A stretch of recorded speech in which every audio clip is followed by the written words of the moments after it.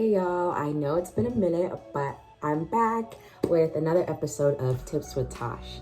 So today's topic is about shifting your perspective.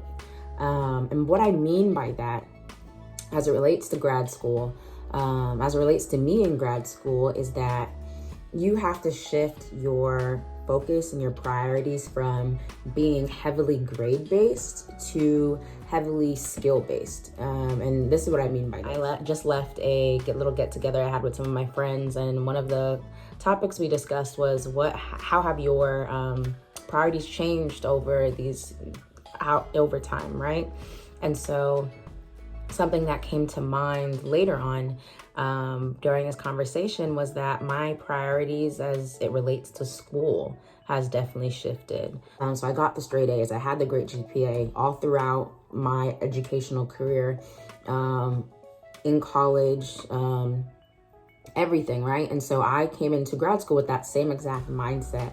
And I realized rather quickly, that is not the mindset to have. Going into the work field after this, they're not looking at your GPA. They're not looking at your transcripts for your GPA. They're really looking for your transcripts to ensure that you are accredited, that you got the degree, right? And I say this because I came in thinking, I just need to get the grades. I don't really need to understand.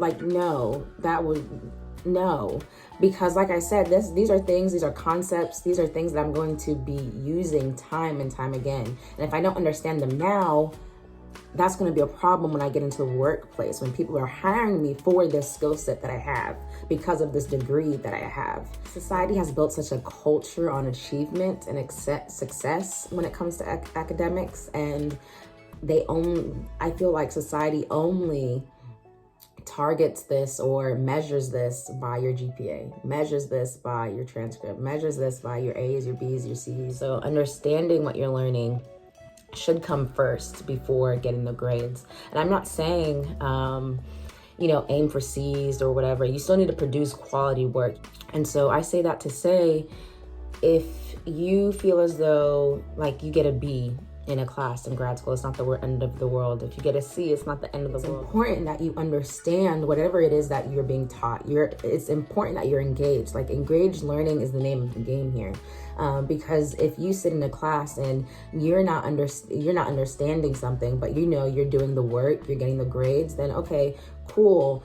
You have an A in the class, but you don't know what's going on, which is an issue for when you are now put into the work field and you're not prepared and you're not well equipped, okay? Going to grad school doesn't automatically make you an expert, but it will build the foundation for when you go off into the job market, when you go off into your respective career field, your work experience will add on to what you've just laid down as the foundation, right? So grad school, I think of it as a toolbox. You are learning skills, you are learning best practices, you are learning concepts that you are developing and you're growing in that you can add to your toolbox.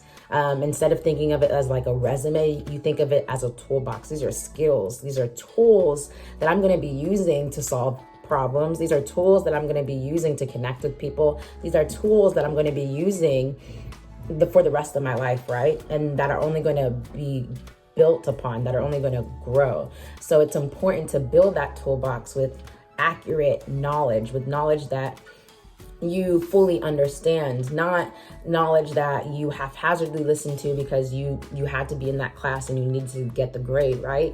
You want to be able to put a tool in your toolbox and know that whenever you need to pick it up, whether it's a year from now or 3, you're able to use that tool. You know that you understand this concept. And so let me put this into perspective for you. Let me give you an example. So I'm in a class currently called Community Assessment.